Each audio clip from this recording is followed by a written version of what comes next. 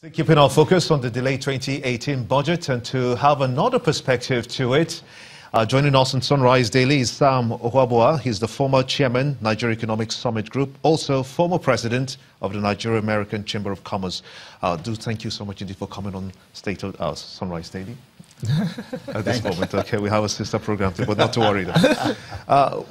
You've been looking at the developments, and now that Mr. President has met with the leadership of the National Assembly to discuss the way forward for the 2018 budget and some other issues, including the IGP, and the papers are washed with some of those other concerns that Mr. President has brought up with the leadership of the National Assembly. But of particular interest is the 2018 budget and the delayed process. Up till this time, it has not been assented to, it's not been passed.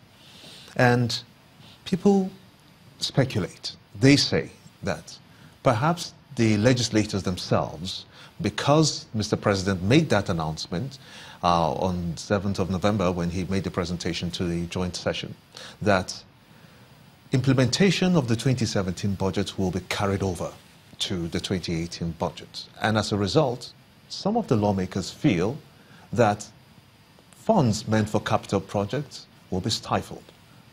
What are your thoughts? Well, the thing is that the truth is that we're used to this in this country.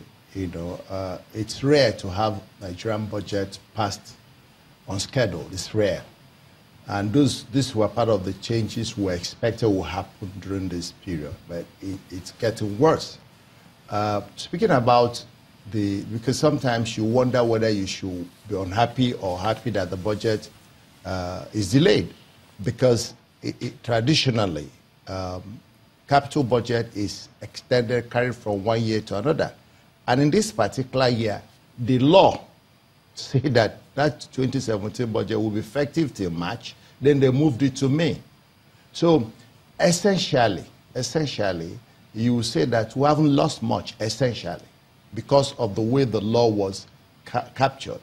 And also because of this chronic late approval, we have had to carry budget from one year to another.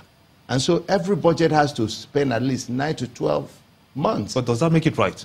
It does not. But it's like what we have come to live with in default.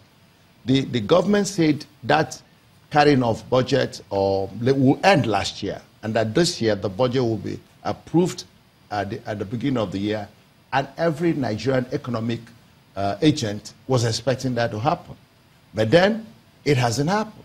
And it's not the first time it's not happened, and it's difficult to know if this is going to be the last time. Why does it have to be? Why do you think this has consistently been the situation? Two issues or three. First is late submission. You know, the budget is not a rubber stamp process, but appropriation is the most important law in the nation every year. It determines so much, especially in a country or African country where public sector spending is a major component of the economic activity. If you take away Nigerian budget in 1 year, you're going to see the impact, even though the contribution is not that much when you look at the total GDP.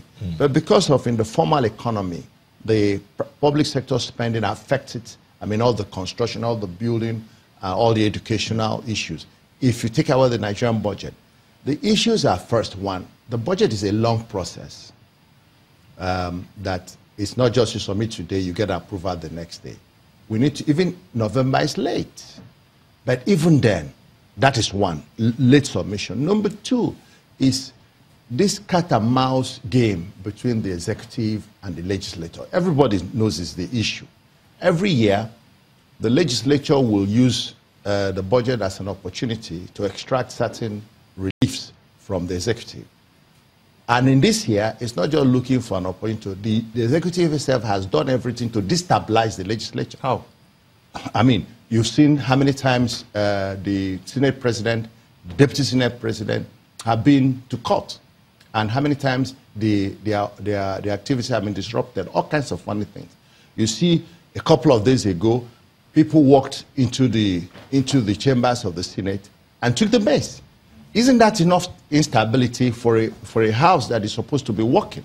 You cause so much disruption.